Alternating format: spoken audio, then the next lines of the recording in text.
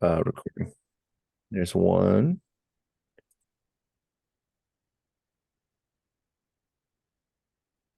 Two and going live.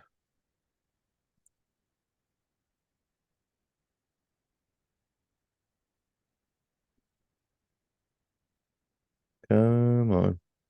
There we go. So it's the Booze and BJJ podcast again. And Yana's here. Hello. How are you, Yana? I'm good. I have not really trained much this week. I'm giving myself a break because I trained hard for 6 months, leading up to Worlds, and then Worlds happen, and now I need to focus a little on other aspects of my life and just give myself a break. So, but I'll be back at it in training next week. I was hoping I could see you at Grindhouse tomorrow. Yeah, no. And this weekend I have army stuff, so I'm not going to be around this weekend. Well, darn. Yeah. Well, Army stuff is important.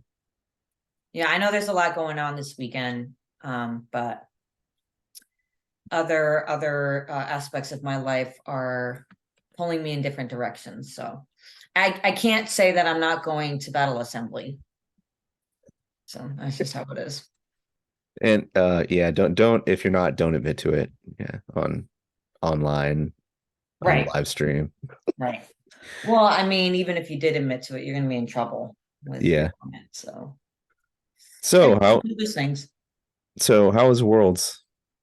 Yeah, it was a very big event. I've been told that you can equate it to like the Olympics of jujitsu. It's just such a big, just worlds in general. They have Masters Worlds, and then IBJJF also has like worlds, and so it's kind of like the Olympics of jujitsu. There's people literally from around the world competing. I know in my division there were women from Portugal and Brazil and Europe and countries in Europe, and some brackets had like up to 80 people, 80 competitors signed up. Like Mitat, his bracket, I think it was like medium Medium master heavy? one blue belt, had like almost 80 people in just that one bracket. Yeah, insane.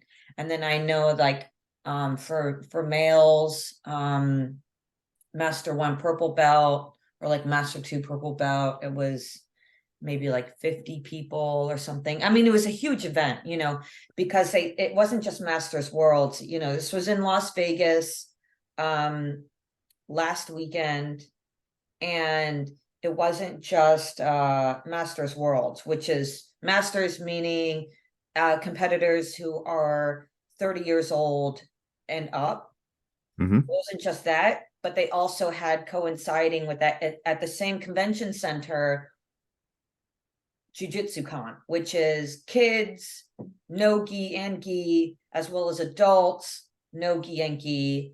Adult is 18 to 30 age range. So there were kind of like two coinciding events. I think World Masters Worlds was the bigger event, or the one that more competitors signed up for. But you had the two events coinciding at the Las Vegas Convention Center. There were like 10,000 people who had signed up collectively for everything. It was just huge. It was huge. But and I will say it seemed a lot.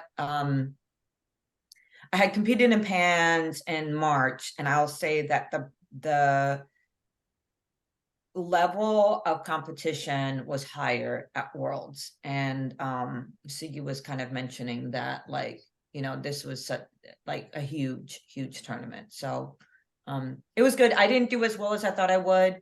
I had a health issue a couple weeks out right before the tournament that kind of like impacted my training and maybe my confidence also. But I felt good while I was competing. I lost my second match because I got distracted. So don't lose focus when you're competing, not even for a second.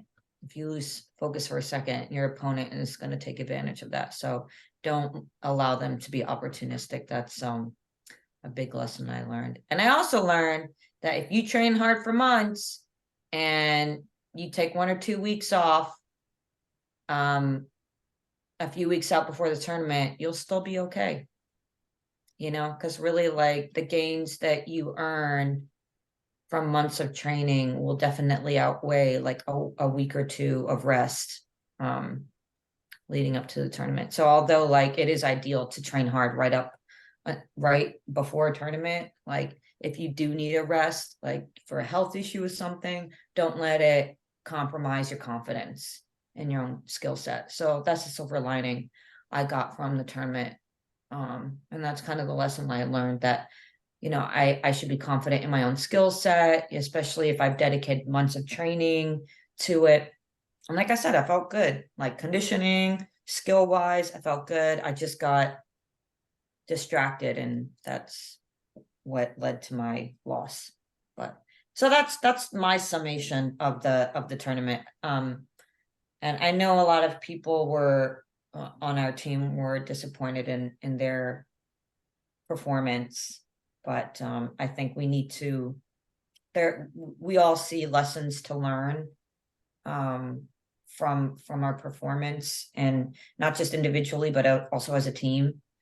I think Sugi also has taken away some lessons, and how he can be a better coach and instructor for our competition team also. So it was a really tough learning experience, but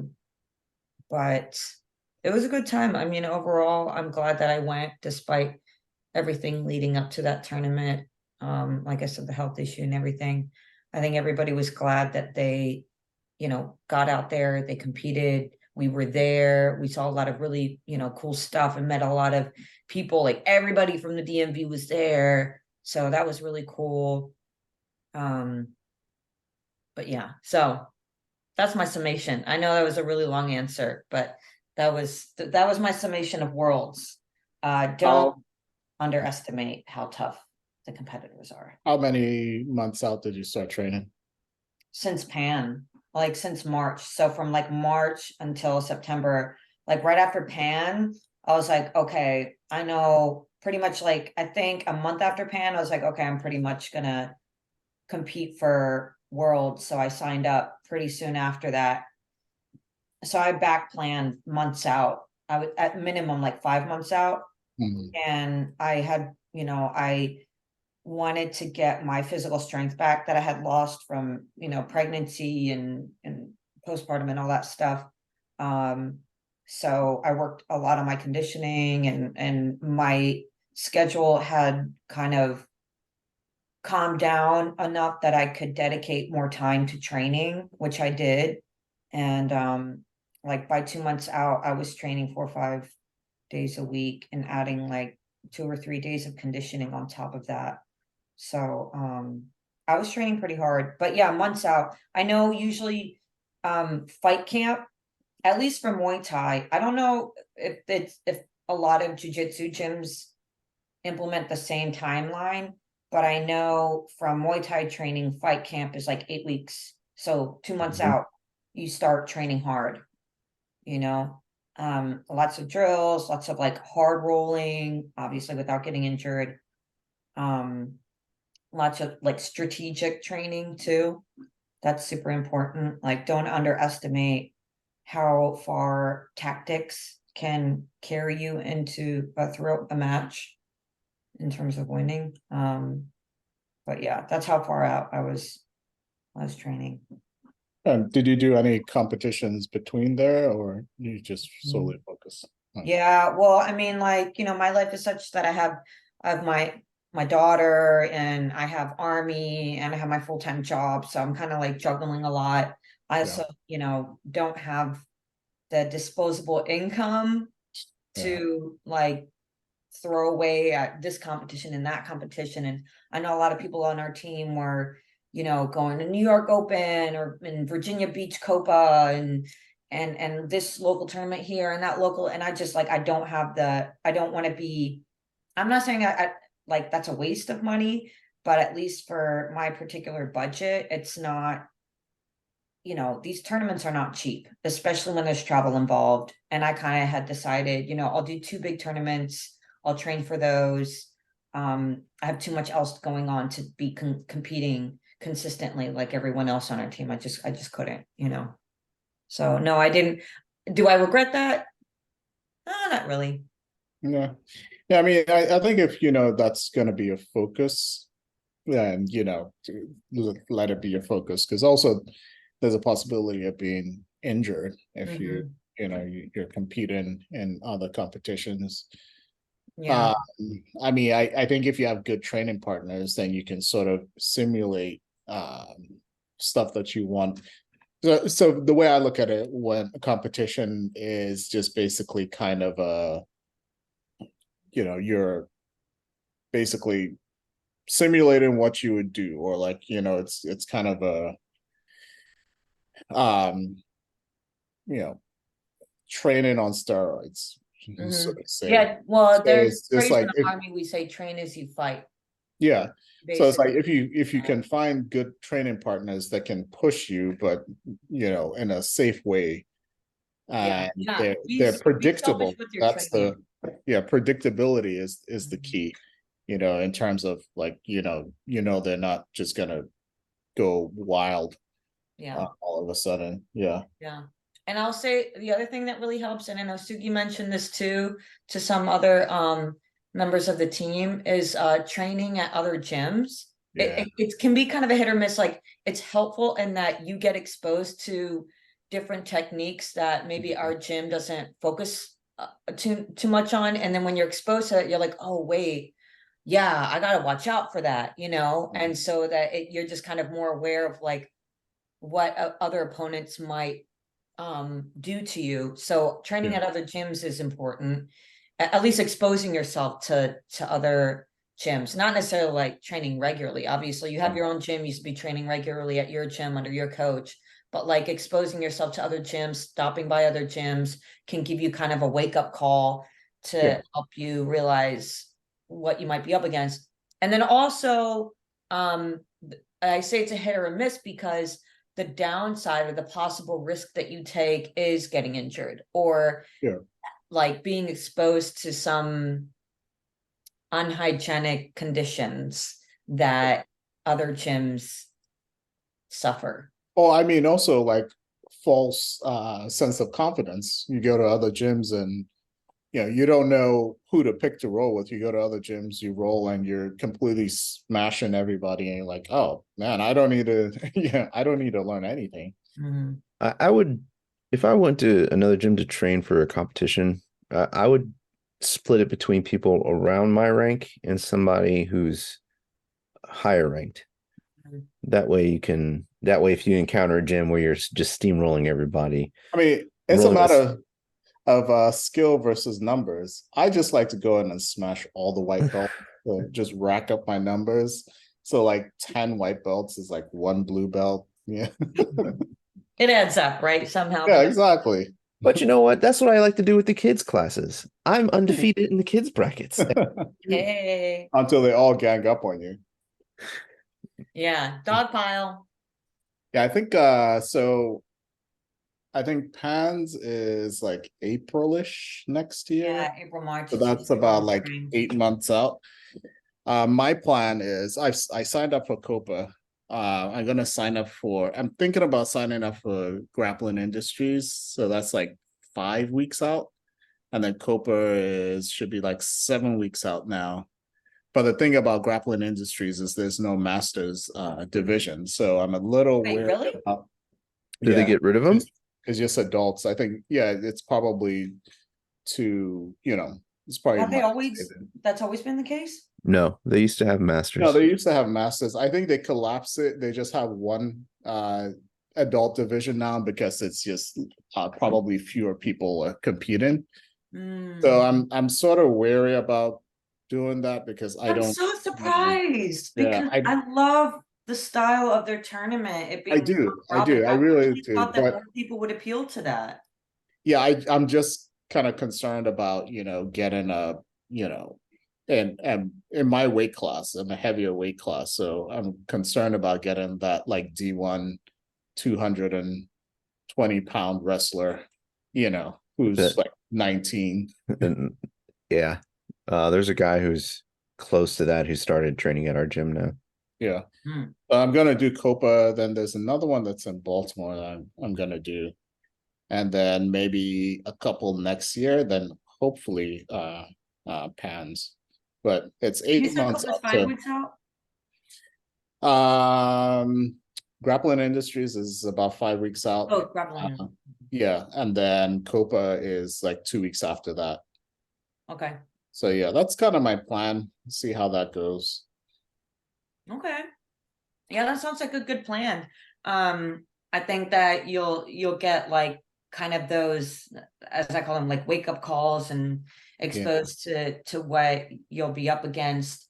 Pans is I would say like, well, I might not have the most accurate assessment here, but I think like when it comes to the tier of difficulty for tournaments, like IBJJF Worlds is like at the top, and then maybe Pans is like underneath that.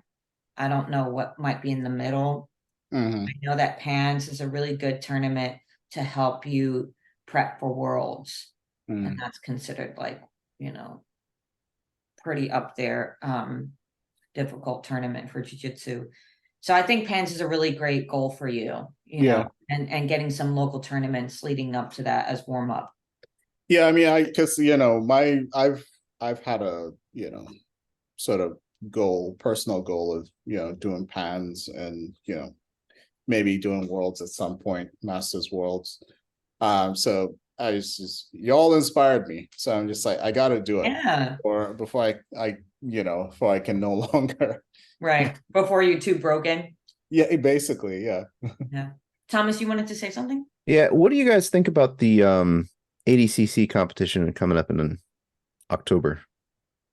Like, where would that fall in the difficulty of things? Or I've heard of ADCC, and I've the way I've heard about it is that it's a pretty challenging tournament. Mhm. I don't really know much about it though. I've never competed in ADCC, so I don't know. My focus has primarily been on grappling industries because I love their round robin, and IBJJF because I know they're such a popular. I mean, they are the federation pretty much, the leading Right. I mean, on the East Coast anyway. I don't think they're doing summer. Hold on. Oh, wait. Why did you ask about ADCC? Wilson entered, Okay. so I'm probably going to go up and coach him. Like the venue's only 2.5 hours away, so Wait, which city? I think it's in Atlantic City. Are Okay. they're only Nogi, right? Or Yeah, I I'm think pretty it sure. is. Yeah. Yeah, their rule set is different it's though. They different. allow Yeah. all sorts of leg attacks at the That's beginners. probably why it's considered a little bit more More difficult. challenging. Yeah. Yeah. What are you drinking, Wale? Bourbon from Fountain Farmers. Bring it closer. Yeah, it's Or blurred out. bring it to your chest because we can't see it from the background filter thing. All right, something foundation sprints. Spirits. Foundation I meant spirits. spirits. Yeah, I need recommendations for alcohol because I Oh, apparently this one's not bad. don't have any right now. Yeah, it's not bad. It's pretty smooth. All right. Good. I was drinking grapefruit absolute with that like Pellegrino bubbly water. Yeah. They make this like I guess you could call it a soda, like this orange grapefruit flavored soda. You've seen it, right? Like it's Yeah, pretty popular. It's called like arancina or whatever. Anyway, it's delicious. And so I'll make a little mixed drink with some of that and some absolute grapefruit. So I had a little bit of that earlier. but I don't want to drink too late because I gotta get up early in the morning. Yeah. It's delicious. Highly recommend. Well, I feel like I'm behind because I've been actually cleared to drink for 2, 3 weeks now. Yeah, get yourself some White Claw. Start light. I have insulted madam. I know you like your fruity bring beverages. So. if you start drinking White Claw, Frank is gonna come back. Well, in that case, Yeah, just to torment you. I might just have to do it the one time. Frankie will appear just like a genie. Like, what are you drinking? Why are you doing that? You know. Hey, ain't nothing wrong with some White Claw. I mean, it's, you know, calorie efficient, it's light, it's refreshing, you know, perfect for summer. Wait, it's not summer anymore. Yeah, it is. It is still? Yeah. Oh, I always thought Until that like the September. 20 something, right? 22nd or something, 24th. Oh, I guess that's the technical end of summer. Yeah. I mean, it's hot enough. Yeah. Well, was it Kinda... was it like last Thursday I lost 4 pounds from water weight? Yesterday, I thought day before was like 92. I'm trying to get my cardio up, and one of the best things to do is like take runs, but I'm just like, it's too hot for that. Yeah, I gotta wake up like 5 in the morning, I guess, or run late at night. Well, I have jokes, but I think they're inappropriate right now since we're in trouble with YouTube anyways. I don't want to get us even deeper. I think you could probably guess what my jokes are going to be. Probably. When Yana gets back, I actually want to switch topics and get both of your opinions on something that happened to my older son the other day. This mixture right here. This stuff here. Actually, I have some of that in my fridge. And absolute grapefruit. Delicious. Anyway, you were saying? I think I might need to try that. You definitely, I mean, it's so good. I think it's, and if you add enough, you know, you add your ice, it's dangerous because you don't even taste the vodka. One of our followers on Instagram told me to get a Zima. I'm like, they don't make Zima anymore. I'm not that old. What is Jeez. that? Wally, tell me you know what a Zima is. Yeah, I know what Zima is. Okay. Isn't it kind of like a... It's kind of like a White Claw, I thought. Yeah, but no, there's this other thing. The Smirnoff Ice. Mm-hmm. Is that what it is? Man, I remember that from like back that? in the day. I guess. I don't know. I kind of like Smirnoff Ice Grape. Does it still exist? I don't know. I've seen it like in like 7-Eleven or something. I've seen Smirnoff Ice. I'm like, wow, people still drink this shit. Like Mike's Hard. Oh yeah, they're still selling it. I mean, shit will give you a hangover. This, not too much sugar, pretty clean. I feel fine the next day. I feel just fine. For a while, Smirnoff Ice was the drink of choice for me and my fellow B-boy crew. Don't ask why. Everybody has their drink of choice. Yes. But, Thomas, what did you want to ask? You said you wanted something about your son? Ah, yes. Okay. So I know Tom DeBlas has got this big anti-bullying campaign going on. Mm-hmm. And my older son has been bullied at least twice, maybe 3 times in the last year.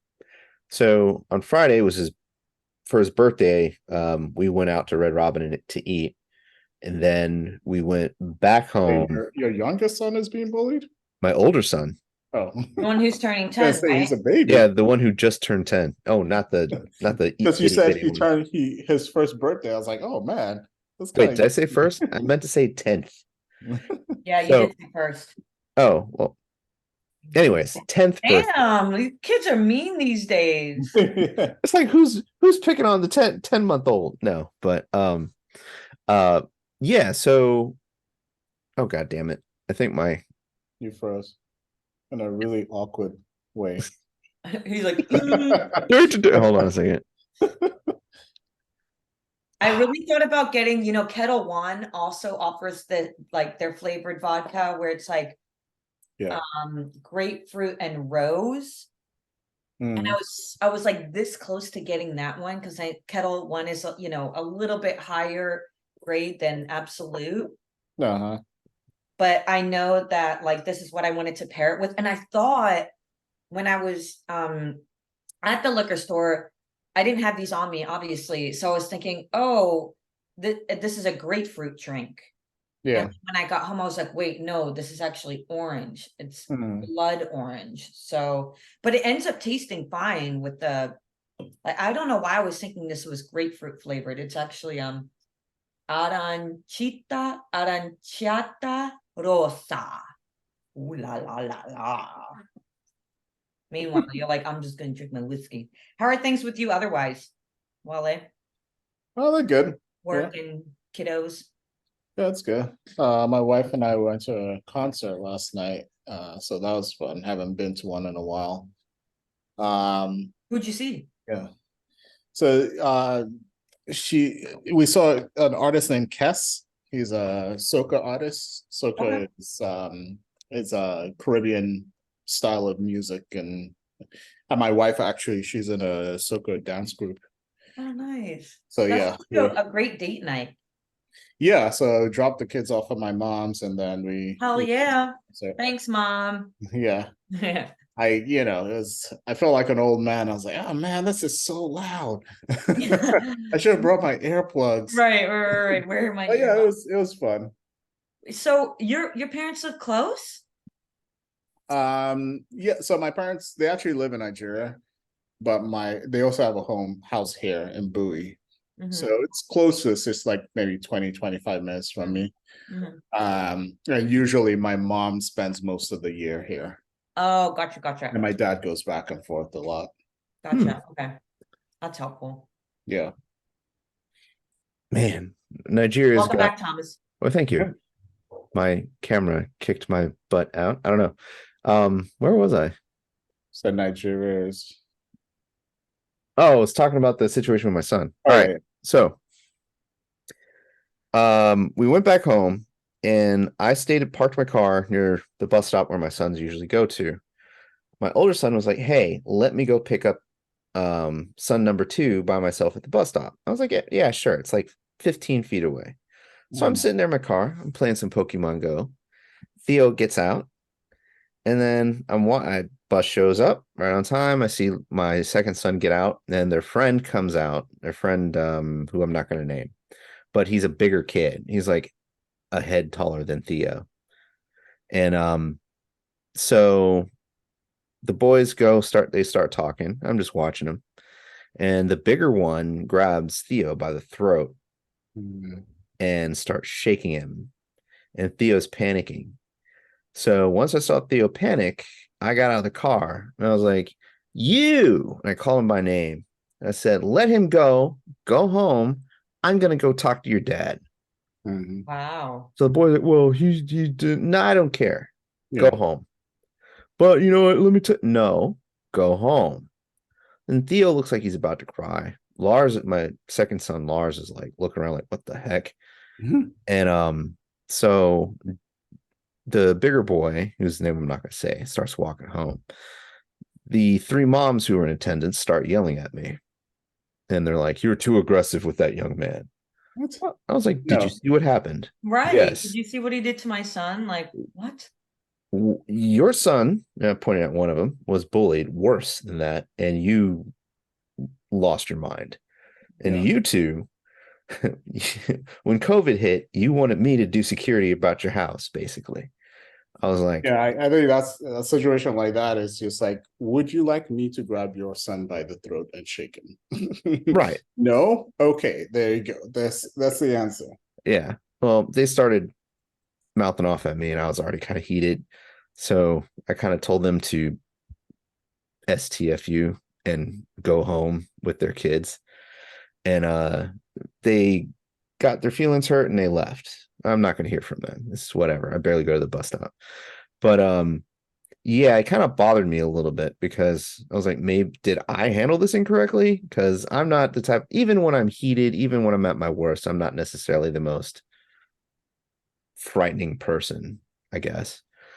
But Yeah. yeah, the reaction kind of just unnerved me. Like, I mean, yeah. Um, question. sure, The other kids, what's their race? ours. Okay. Because I was gonna say there are Well, the levels to it if different races and all that. the But moms though, one was Caucasian and the Mhm. other two were Ethiopian. Okay. Yeah, I mean, I don't there's no absolutely no reason for anyone to put their hands on a kid, like even a kid put their hands on another kid, especially like grabbing a kid by the throat.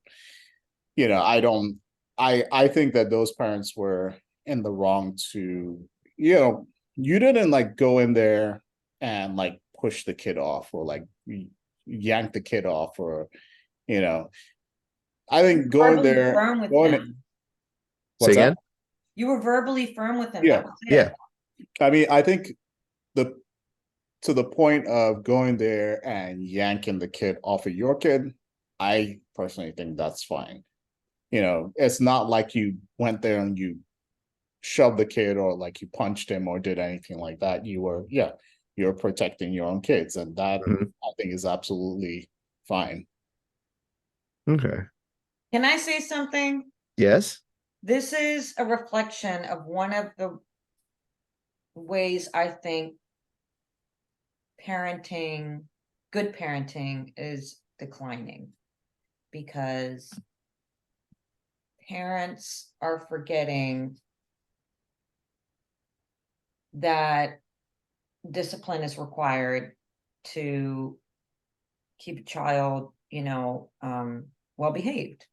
Hmm. And it seems like they're so worried about the child's Psychological. feelings when you verbally reprimand them over the actions that he showed or the actions he whatever Yeah. exercised um on your child as if they weren't punishable or like and I think I feel like that problem is happening a lot where parents are so worried about a child feeling intimidated or scared without or while forgetting that discipline is required and while forgetting that if a child does something like that there should be consequences and Yeah. one Hmm. of those consequences is at the very least verbal verbal Yeah. discipline like a reprimand or something and I'm seeing this a lot also in like basic combat training as a drill sergeant. Like it's the same problems where kids just don't have discipline because Hmm. parents put too much weight on the child's it's just like a very nearsighted method of thinking. Hmm. Right? They're putting too much emphasis on the child's immediate reaction to tough discipline or tough love and without or while forgetting the benefits that will far outweigh that like of enforcing discipline which can be uncomfortable to do sometimes Hmm. but has to be done and your child will love you no less and it's not a traumatic experience for them like the children need that like they need to know that that actions have consequences. They shouldn't put their hands on another child. That was completely unacceptable for the child to touch your son that way. And I think you were completely in your right as your child's father to, at the very least, reprimand the child who's touching your kid that way. Like, I had actually a similar experience with Lila by proxy. Well, with her dad had a similar experience that he was talking to me about, where some kid at the park, Lila had like fallen. Lila's 2, for those of you who don't know or don't remember. And she was at the park. She had like fallen off of the swing set or something. And some kid was like kicking her. Some like boy around her same age, like 3 or something, was like kicking her. And to the point where it, just like, not like by accident, it was intentional. And he went over there, and I don't necessarily agree with physically touching another child, because I can see where it can be seen as a very slippery slope. Yeah. And you actually lay hands on another child, you as like an adult, because you're so much stronger and bigger, and and whatever.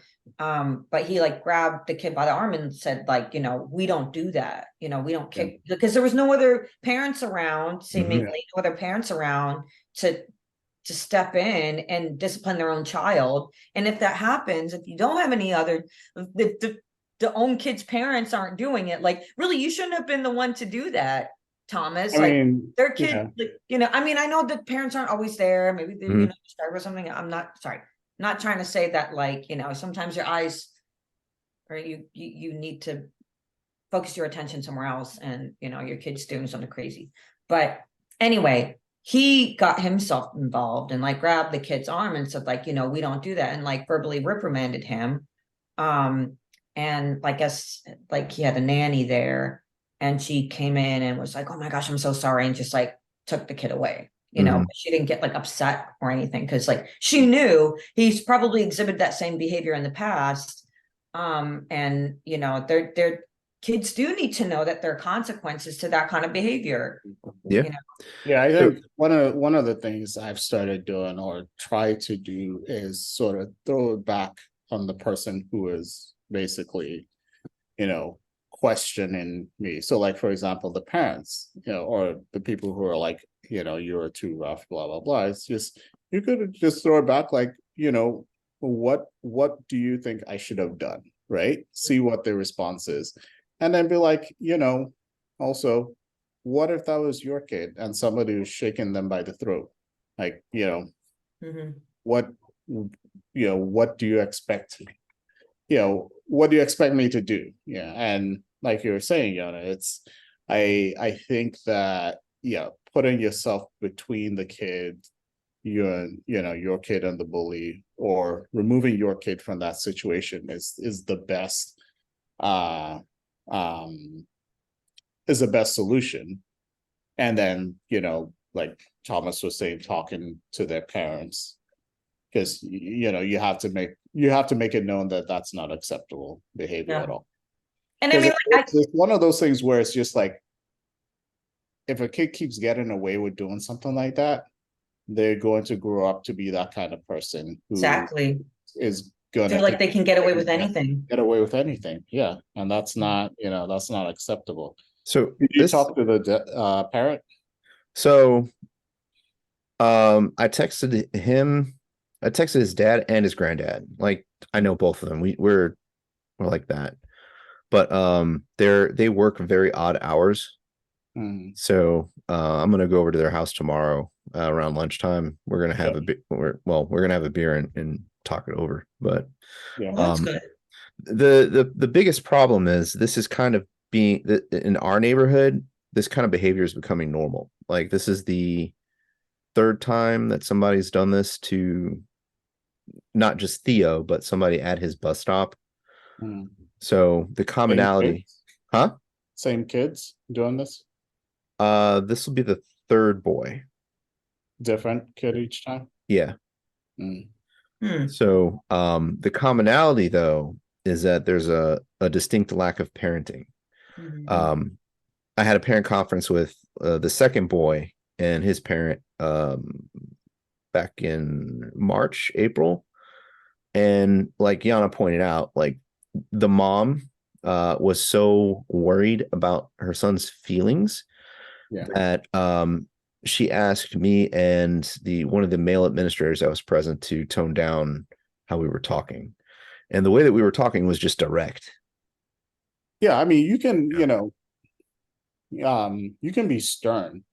With my kids, when they get out of line, I'm stern. They may think I'm shouting at them, and I always remind them, this is not shouting. You don't want to. If I'm shouting at you, you effed up seriously somewhere.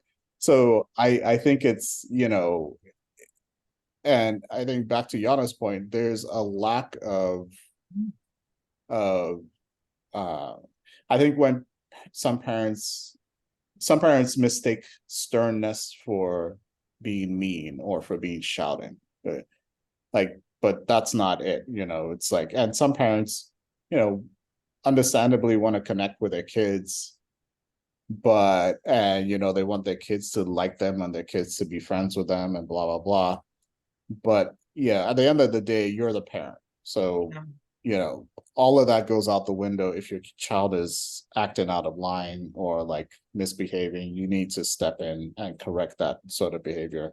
And I mean, for me personally, I don't spank my kids or that sort of thing. I don't think that doesn't, from what I've seen and what I've read and stuff like that, that doesn't really help.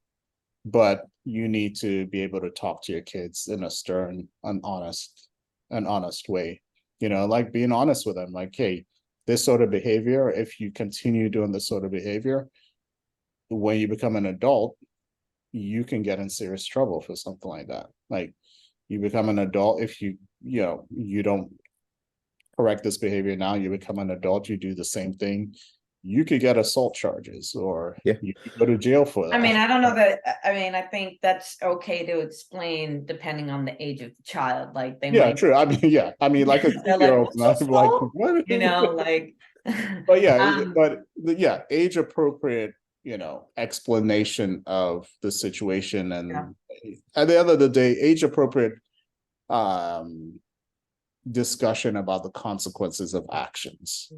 Yeah. And here's the thing, it's like, I think, so I have a couple things to respond on that. One, I think that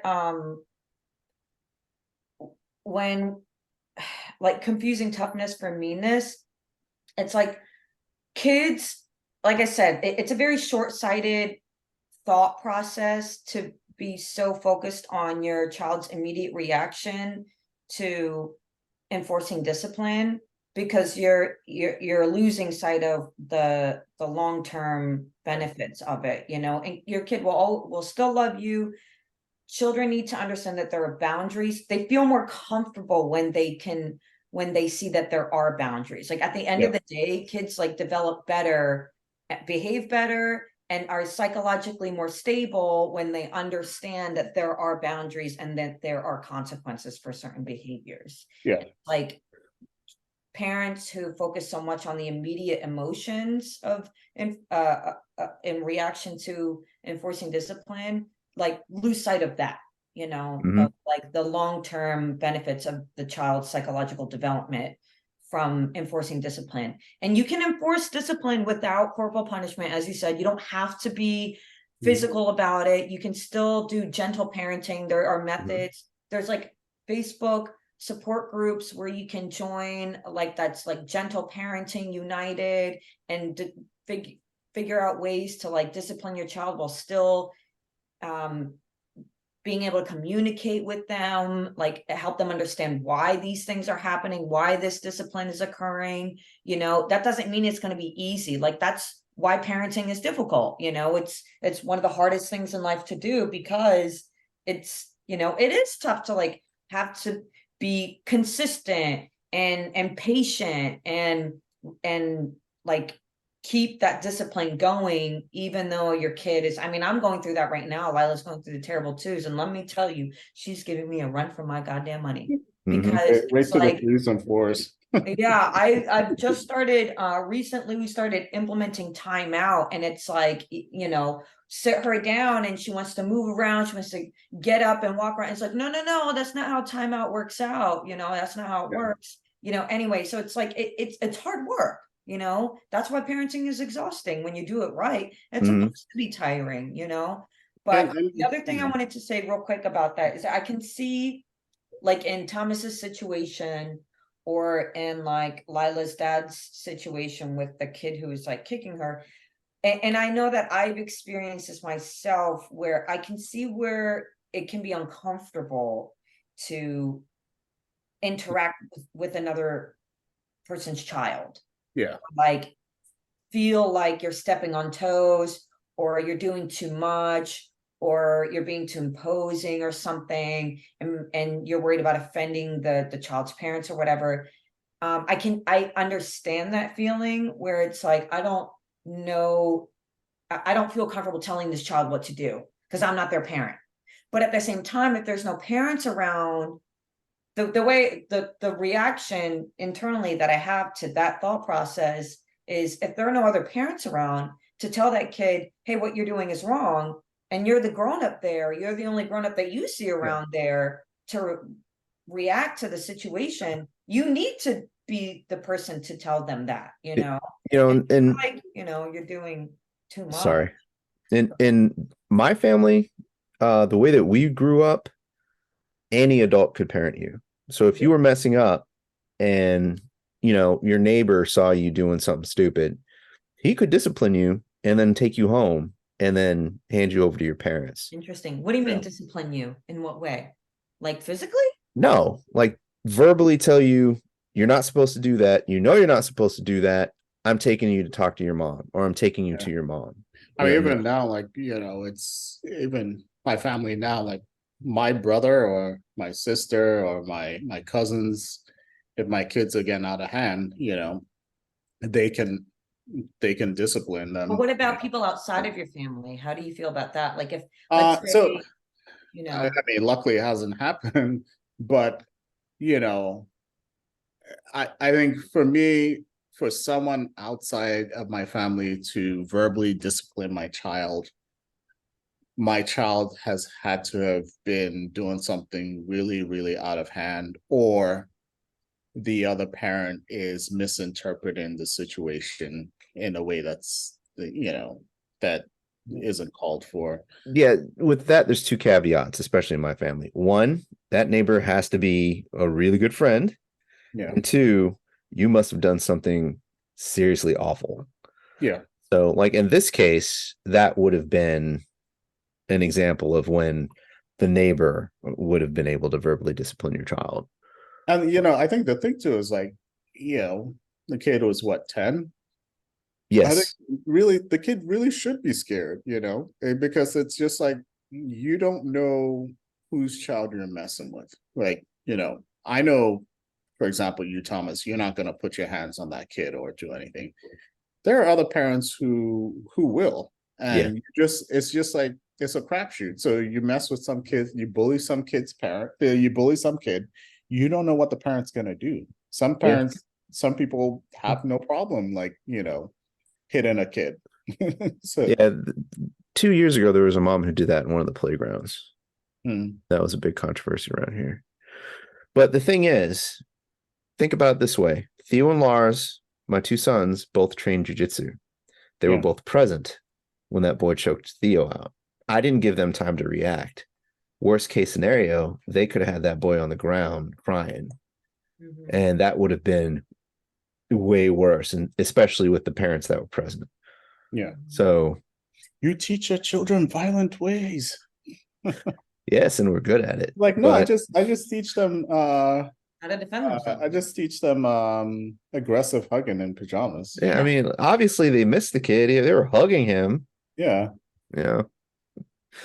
But it's a tricky situation. I mean, I get it, like on both sides. Like I said, I feel uncomfortable telling a kid what they should do because I'm not their parent. But at the same time, like if Lila's safety or well-being is being compromised by another child's behavior, it's my job as a grown-up and a parent to, say something about that, to the kid, especially in that moment, and then obviously like you're doing, Thomas, like talk to the child's parents and have a conversation, have an honest conversation about it.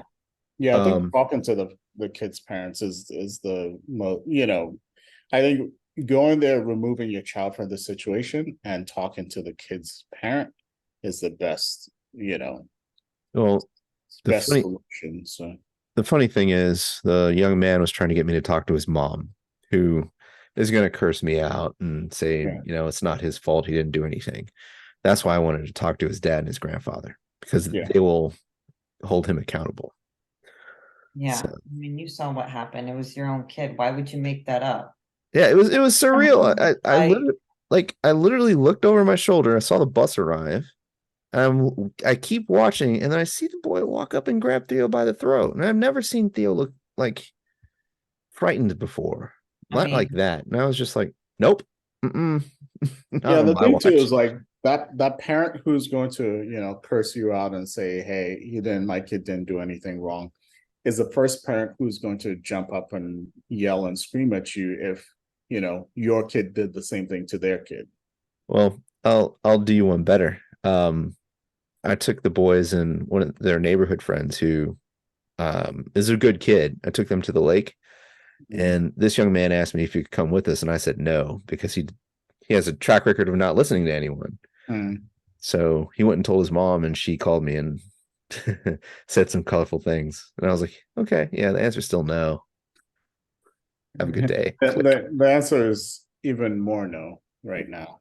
Yeah. But anyways, Yana, it's past 10. yeah, I'm gonna jump off. You guys feel free to keep discussing things. I got an early morning tomorrow. Yay, Army. But Hooray. I'm gonna leave you guys. And I'm hoping to have chat number part 2 about worlds. Yeah. Hoping Angie can join us for that, and maybe hopefully even Jordan. I think it would be really great to get their input on how they felt things went and what they thought about the tournament. But it was nice to see you, Wale. Yeah. Um, So the plan for next weekend, like you said, we're gonna get Angie and Jordan. I'm also gonna see if we can get Kathy Song on because she was there as well. awesome. Oh, really? Oh, awesome. Yeah. And we haven't talked to Kathy in a while. She actually went up against Jones from Pentagon. Yeah. What is she purple belt now? Kathy? No, still blue. Blue? She took 3 years off. Yeah. So I know how that is. yeah, we're gonna call it here. So we'll reconvene next week. Okay. All right, cool. All right. Peace out, guys. See y'all later. See y'all. All Bye. right. All right.